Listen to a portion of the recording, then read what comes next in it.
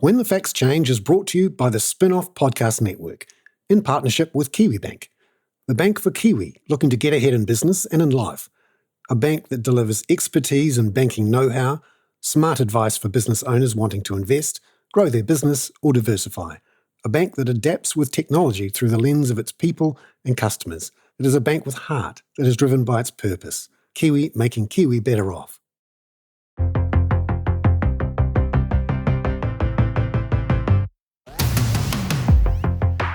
When I lived in Wellington, I often used to go for long walks in the trees and the forests around Zealandia, which is what used to be called the Karori Bird Sanctuary. This is an old area of regrowth bush where there are a whole bunch of macrocarpa trees. And all around that area of Brooklyn and Aro Valley in Wellington, these very big, tall macrocarpa trees are still there. And often when I went to walk through the Zealandia Bird Park, I often wondered, why haven't they cut down all of those macrocarpa trees? They're ugly. They're certainly not native. But then it dawned on me as I started to see how the birds, and in particular the kaka, were using the macrocarpa trees. They used to roost right up high as they possibly could, and they loved them. Over the years, I started to understand why the Zealandia Bird Park had not cut down those trees and how amazing that growth of bird life around Wellington had become. It really made Wellington a wonderful place for me. I connected to Wellington through the kaka to the point where I actually built a website, a business, and called it the kaka. The reason I talk about this is because in this week's When the Facts Change, I wanted to talk about trees, about how they can be used to sequester carbon and how we could use a massive tree planting exercise across the country, 1.5 million hectares of very marginal land.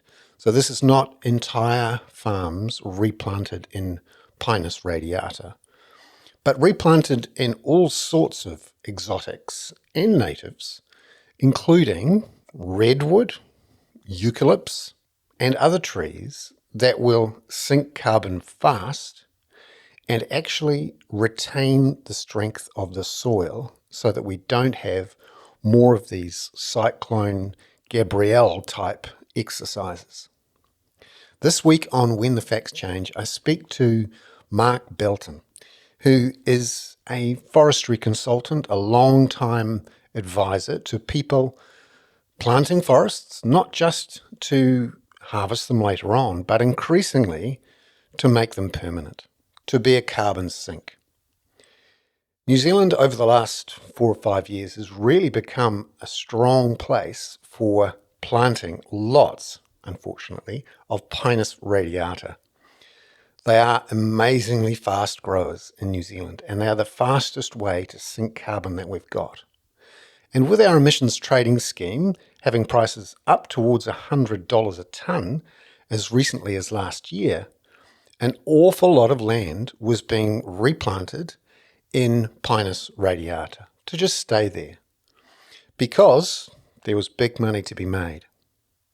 Now, this has caused all sorts of grief in rural communities with lots of farmers and small towns worried that these forests, once they're planted, of course, they won't be sources of employment, of revenue, of logs coming through, that this money really goes out of the community, to the point where the National Party announced this week that it would actually ban the planting of these Pinus radiata forests on useful, productive sheep and beef farms. However, it's worth questioning just how profitable all of those sheep and beef farms are and looking at particular parts of the farms which would be much better off in some sort of carbon sink forest. This is all really relevant right now because there is a crisis in the emissions trading scheme and a problem of political acceptance for planting of forests as a carbon sink. Understandably, a lot of people in the community who are focused on solving our emissions problem worry that the planting of forests distracts from people reducing their emissions to start with. But to deal with this issue, we've got to do as much as we can, as fast as we can, particularly in the next 10 years or so, and it's going to have to involve reducing emissions and doing carbon sinks. The worry here, of course, is that in the wake of Cyclone Gabrielle, a lot of people have started to worry that if we plant the entire country in Pinus radiata, we're going to have more of these slash-style events. The irony, of course, is that so much of that pine was planted on the east coast, largely because of Cyclone Bowler. When Cyclone Bowler hit, a lot of that land was just in pasture, very prone to erosion, and the idea was, let's plant it in pine, and that will stop a lot of slips and make it more useful land. So that was done. Now that meant that when they had been cut down and all of the slash was there waiting to run off, it ran off and it was awful. But there are other types of trees, as Mark Belton tells us in this week's episode, that bind together the soil much better, that actually survive after they've been cut down or after they've been knocked down to make that land much more stable. And also, with a variety of trees, be a place for native forests to regrow underneath or in tandem with those eucalypts, with those redwoods. A bit like the macrocarpa around Wellington that host all of those kaka. This week on When the Facts Change, we present a big idea of how to reduce our erosion, how to create a carbon sink, and how to spend billions of dollars of money on reducing our emissions liability, but doing it here in Aotearoa instead. That's this week on When the Facts Change.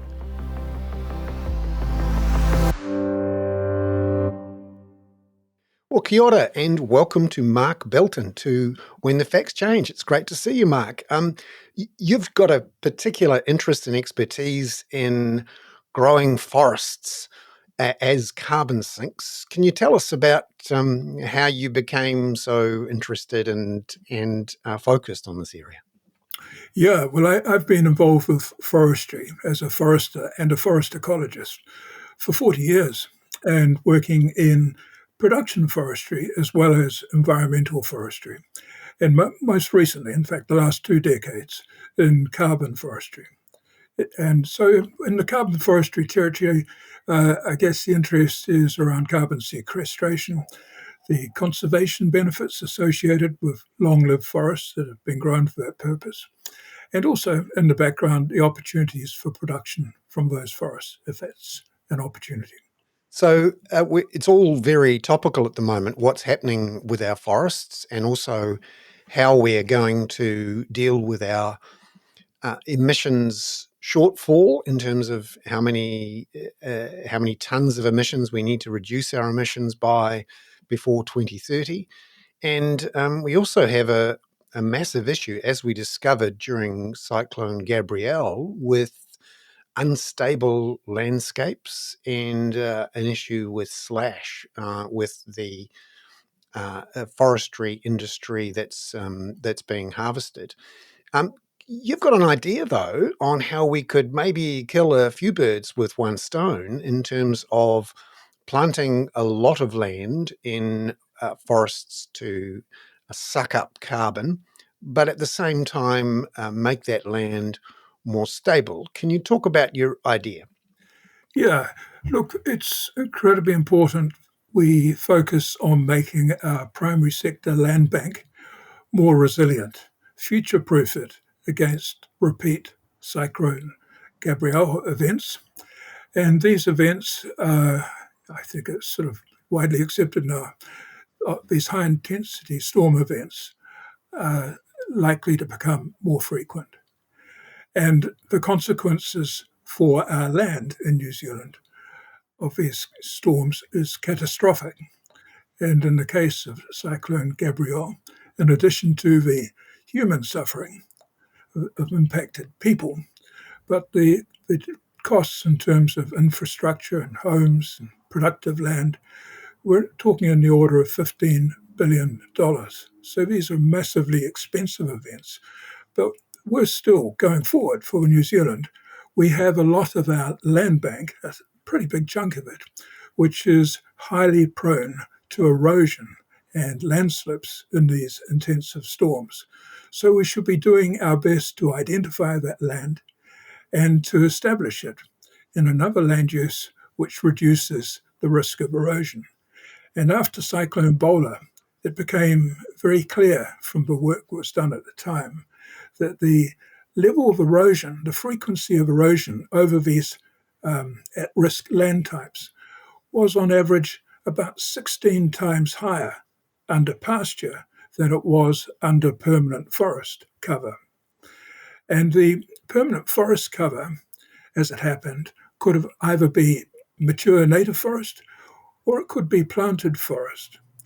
And there was no statistical difference, in fact, between the planted forest and mature native forest.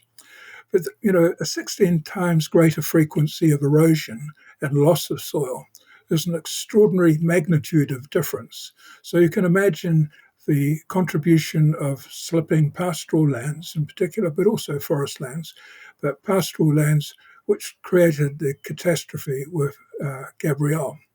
And if you could reduce that input of soil, even halve it, let alone get towards reducing it to 1/16th, we are talking about something which is essential to be done for New Zealand.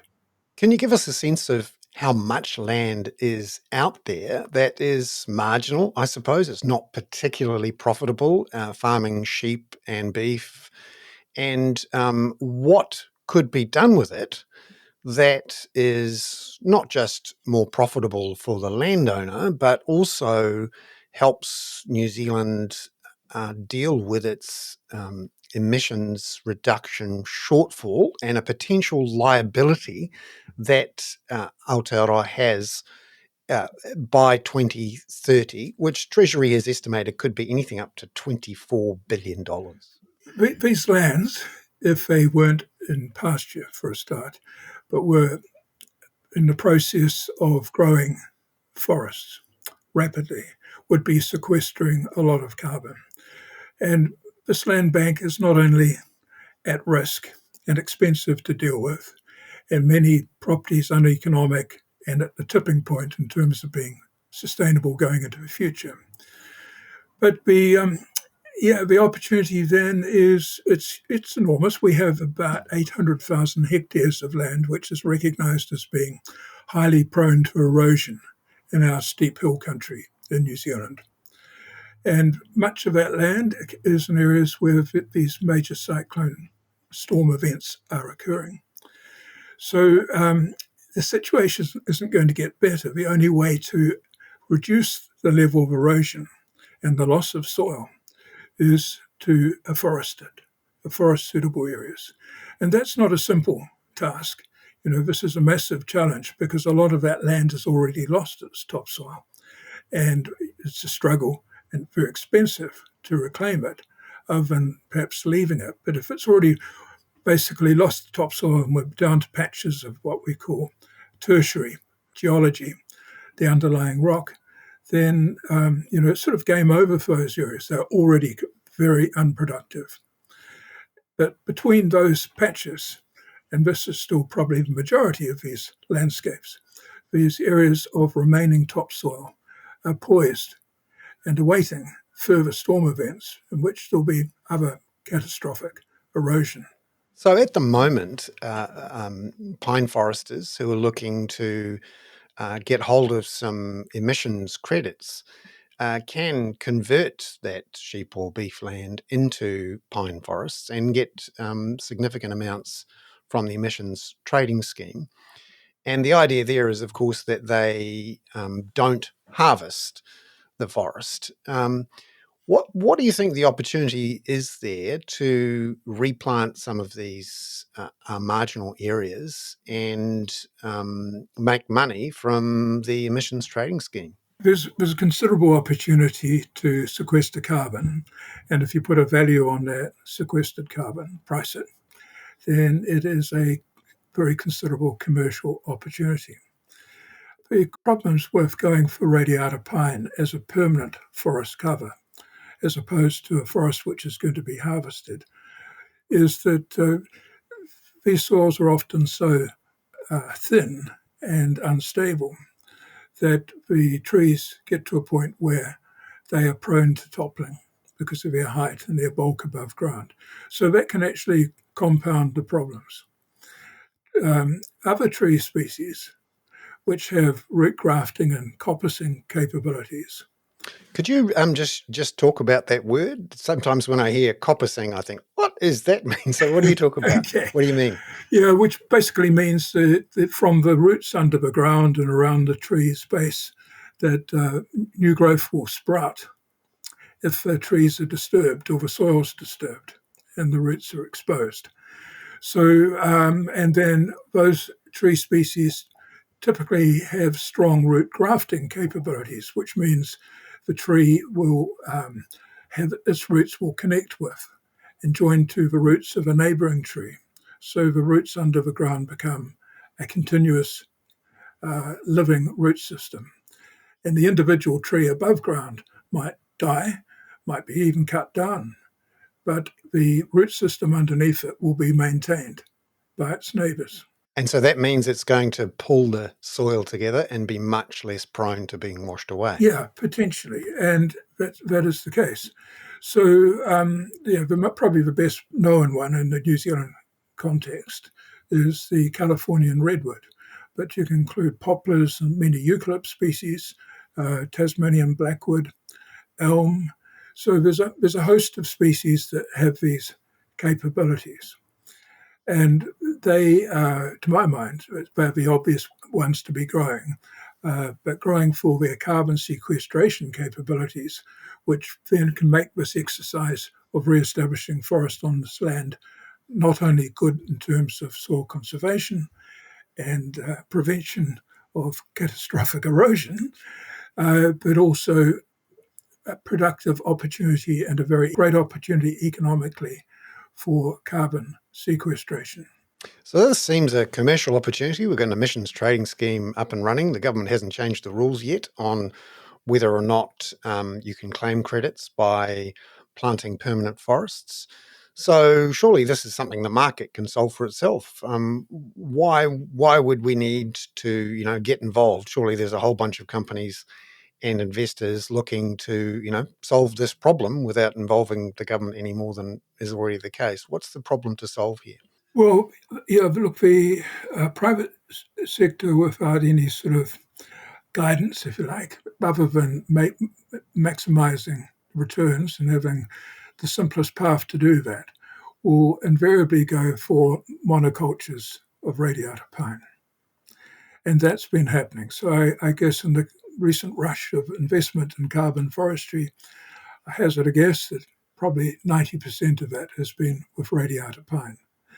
And there's a concern that we do forestry with more diversity and in a manner which is more sensitive to the landscapes and, and better for a host of other reasons, perhaps, than radiata pine would be.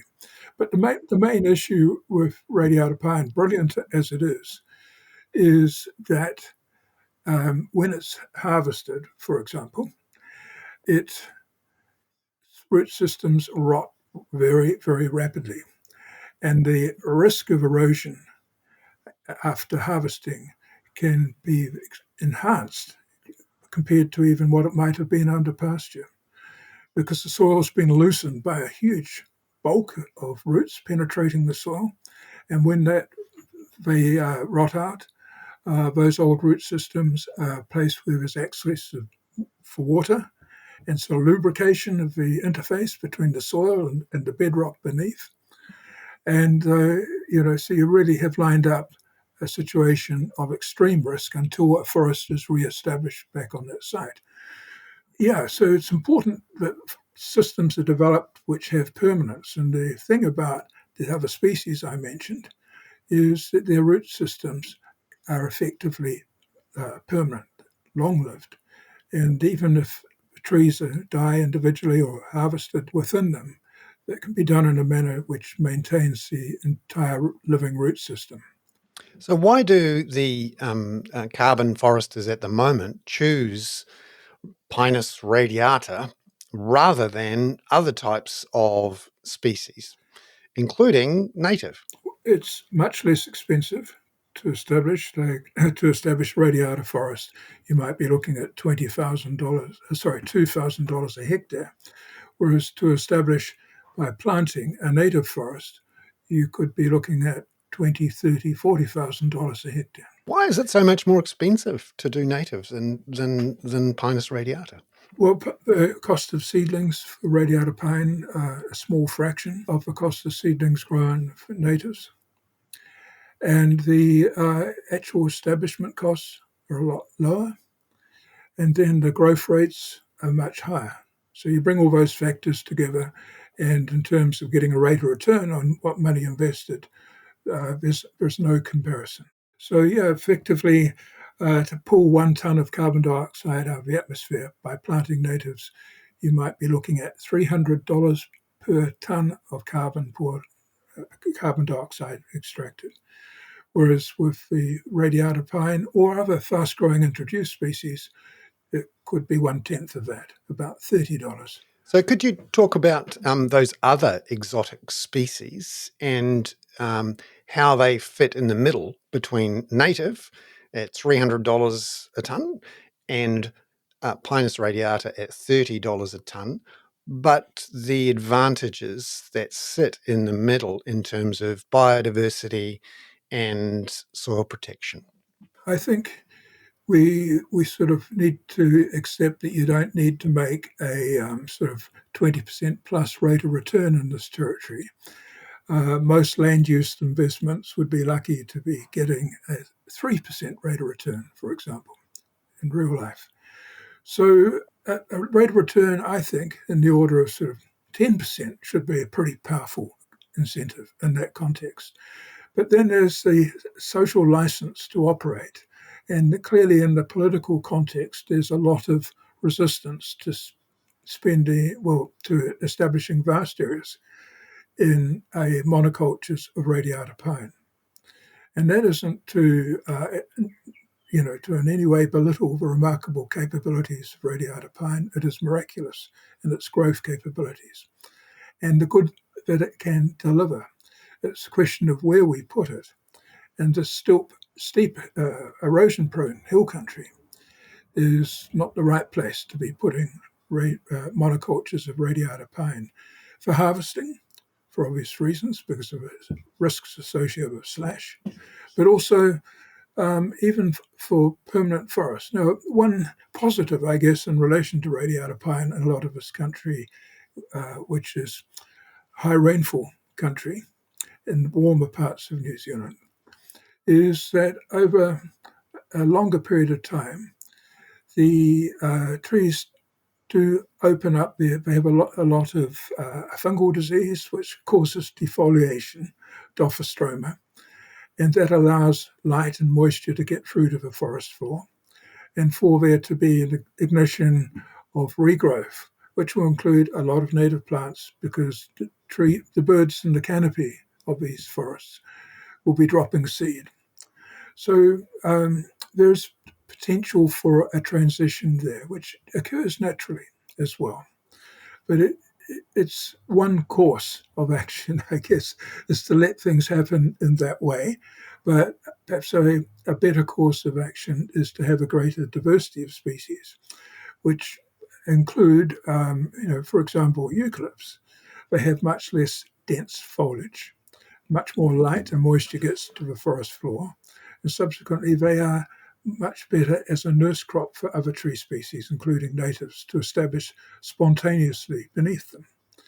And Yeah, the eucalypts can, in many instances, will grow as fast as radiata pine or even faster in terms of carbon sequestration, because eucalypts have high density wood, which means they have a very high carbon content, often about double that of radiata pine. On a cubic meter basis, a radiata pine, you have double the amount of carbon sequestered in a cubic meter of a high density eucalypt species.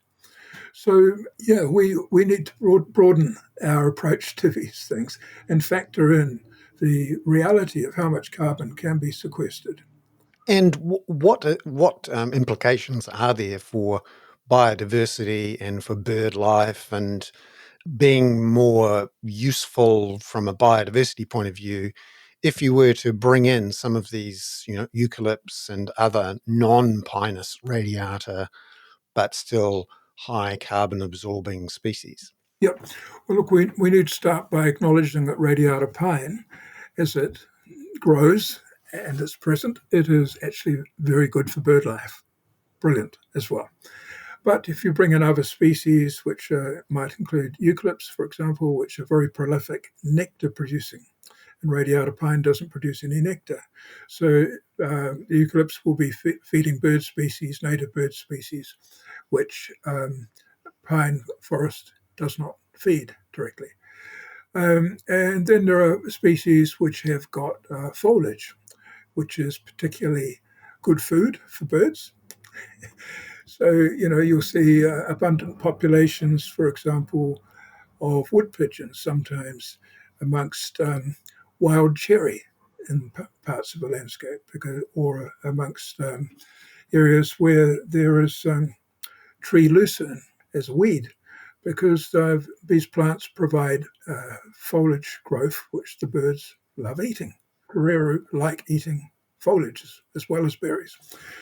Yeah, so diversity is a huge part of this, and by intelligent planning, you can bring in a range of tree species which will provide better habitat, tall tree habitat, which is safe from predators, and enables birds to roost and feed and nest in a safe habitat, which actually does require a tall forest structure.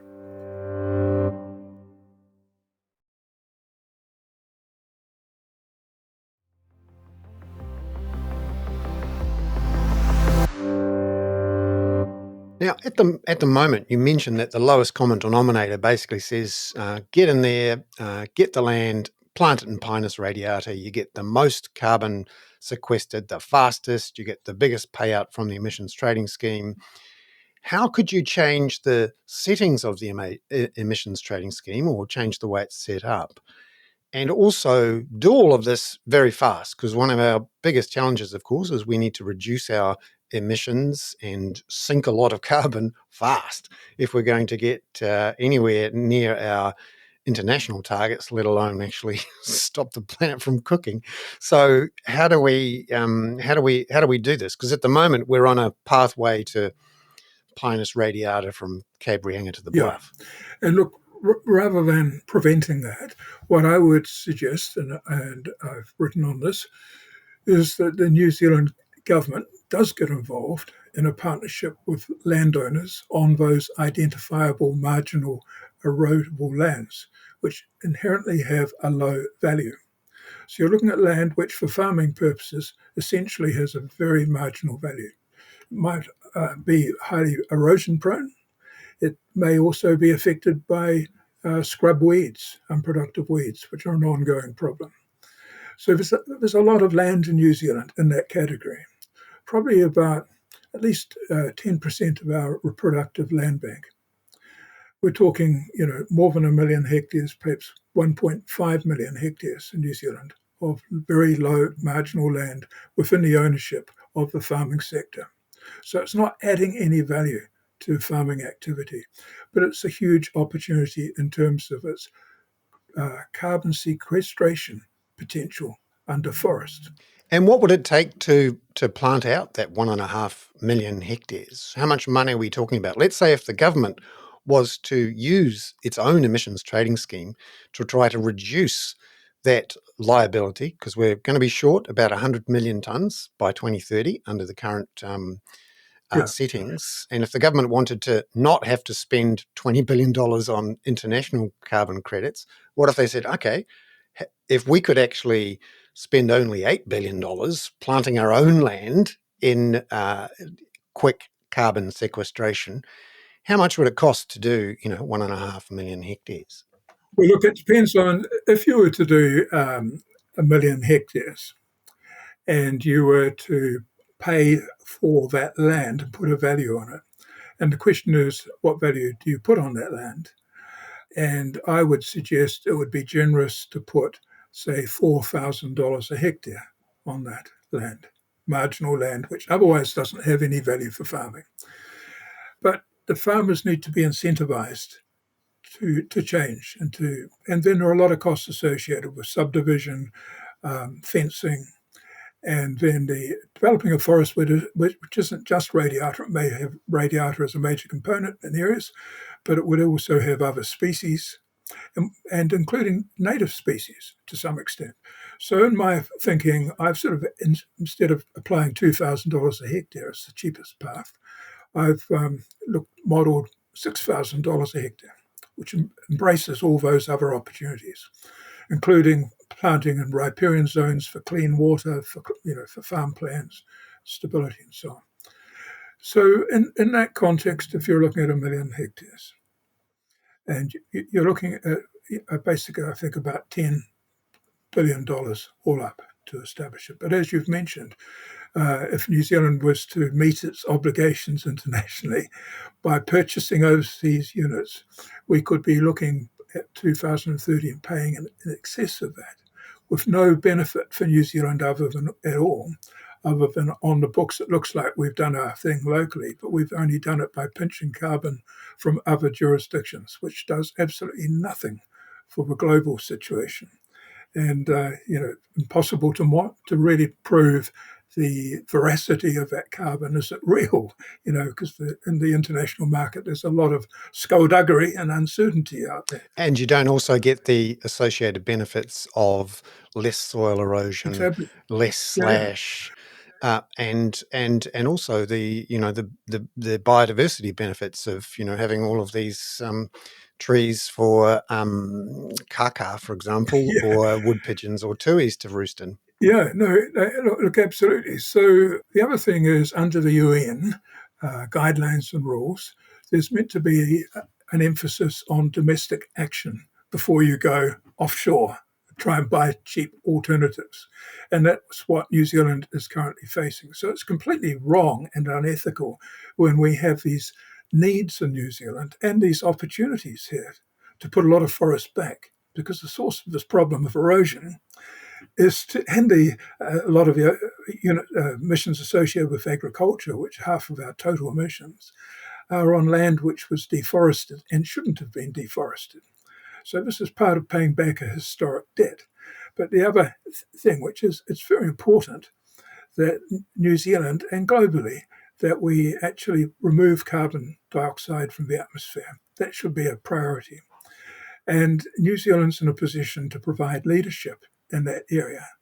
And it has done that in the past, but we've really dropped the ball. We've been sort of playing in the sort of market territory where a small number of big players are speculating on making extraordinary rates of return. And New Zealand as a country is sort of missing out. And they are able to play the market and influence it. We need to take control of that space. And I suggest then that the government makes the opportunity, because it defines all the rules are defined by the government in this context. So let's say, for example, if the government said, okay, actually the government ourselves, we have $10 billion to spend here in New Zealand instead of spending it in Vanuatu or Panama or wherever it is. And what would actually need to happen? Would the government buy the land for $10 billion from the farmers and transfer cash to the farmers? How would this work? Okay, Well, the government makes the rules around carbon trading for a start. So it can say who can come into the game, what the parts of the game which are allowed in there to play. The government can go into a partnership with landowners, as it's done often in the past, whereby there's a lease equivalent. You're not purchasing the land, but you're securing a right of use over that land, in this case for a collective purpose, which is for New Zealand, the benefit of New Zealand.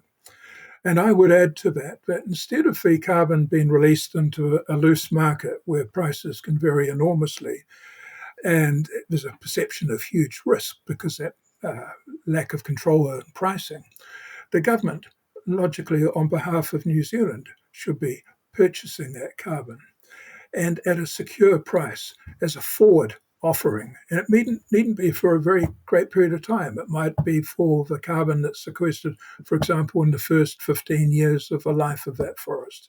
And thereafter, all that ownership of the carbon might revert entirely to the landowners of that land.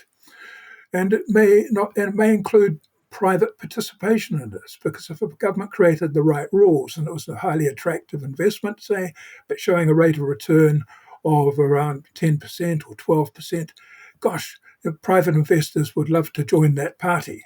It's an incredible rate of return. But most importantly, in the background, if we get on with this, we can deliver a vast amount of carbon into our national carbon accounts, which the government can then use to allay our responsibilities, if you like, address them, instead of having to go into this sort of wild west of purchasing overseas units at an exorbitant price for no direct benefit of New Zealand, just a pure cost. So there's an opportunity for us to capture this carbon through this partnership with landowners at a cost of about $30 per tonne of carbon sequestered into the New Zealand accounts.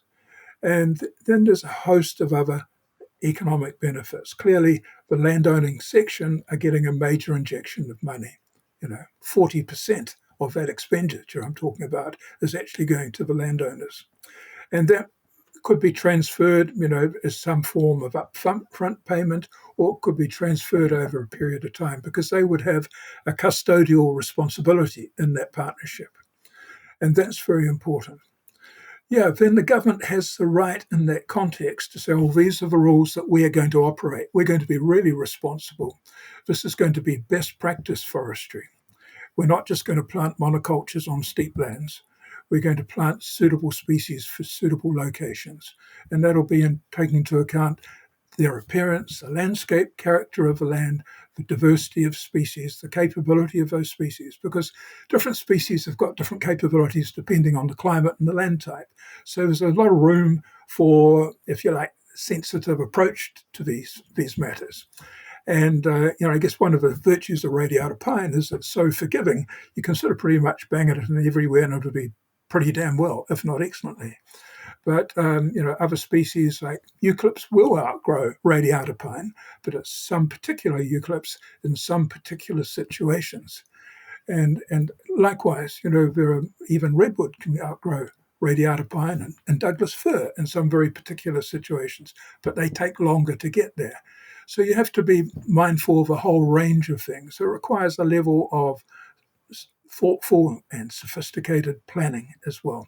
So this isn't sort of gold rush territory. This is for the longer term security for New Zealand in this space to do the job around carbon sequestration. And going back to that, currently we've got half of our emissions associated with agriculture, and we're not addressing those effectively at all.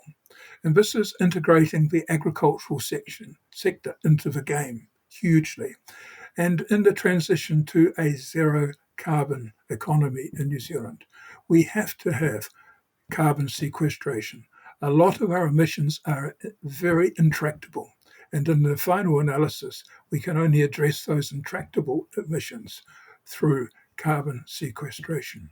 Now, one of the points that the Climate Commission has made over the last year or so in pushing back against allowing carbon sinks through forests is that by doing this, you effectively give drivers and factories and farmers a get out of jail free card. They don't now have to reduce their gross emissions. All they have to do is buy some credits, and they're free, and they don't have to inconvenience themselves too much.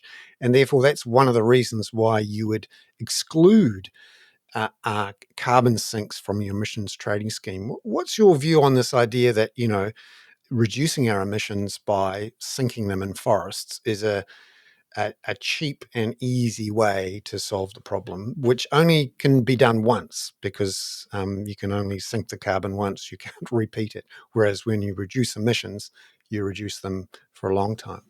Yeah, look, absolutely. The Climate Change Commission is right to put the focus on reducing emissions. But we have a transition to make, and we also have these intractable emissions associated with our economic activity, which require sequestration to be addressed. So there are two components. We have to shift the emphasis. And a lot of big emitters in the past have thought, oh, we'll get off by, get out of jail card free. That's the wrong approach. And it's really important, hugely important, that the emitters in a market environment are faced with a rising carbon price, a steeply rising carbon price. But we can't hook carbon forestry into that, because all it does is drive up land prices and speculation. And we'll see vastly more radiata pine being planted and a lot more public anger about it. No politician wants to be in the midst of that dogfight. However, if the government takes control of the conditions in which you can participate and makes a generous offering in terms of realistic offering about bringing land into that, because it is very profitable for the government. And also the rules require responsible, considered approach to permanent carbon forestry. Then you've got a solution box, which means you can separate the carbon sequestration territory and the price paid effectively for the government, I've proposed, which might be about $60 a tonne. And even with those higher costs I mentioned, you're still looking at a rate of return around 10 or 12%. But you don't need a play in this territory where people are speculating on getting 25% rate of return, or if a carbon prices collapses as it has recently, suddenly halving that. It's chaotic territory. And we don't need chaos in this. We need some certainty and focus. So we must let the emitters face a higher cost. And we can't just keep on connecting the carbon forestry sequestration territory to that ever increasing cost. That's ridiculous. Otherwise, we'd end up trying to plant most of the country. So just so I've got it clear in my head here, you're saying that the government could, say, set a price of $60 a tonne by which it would set the terms for planting this marginal land, and it would mean, different species, not necessarily Pinus radiata, species that would both sink carbon but also reduce erosion. And then you would have a separate price for other emissions reductions from, driving and burning coal or whatever. Totally. And that avoids the problem of a wildly fluctuating and maybe very high carbon price in the one scheme, driving everyone to plant the whole country in pine. Yeah. And that's, 20 years ago, some of our first clients were major coal companies who simply just wanted to offset all their emissions associated with. We looked at that. And if you planted a vast area of pine, you could offset all their emissions. It's like, but hell, that is not the right approach, because they would want to continue to produce, emissions from their coal activities. So it's really important that we are able to increase the cost of the emitters to the emitters across the economy. Mark Belton, who is a consultant looking at carbon farming in New Zealand. Mark, thank you very much for being on When the Facts Change. Thank you. Good to talk.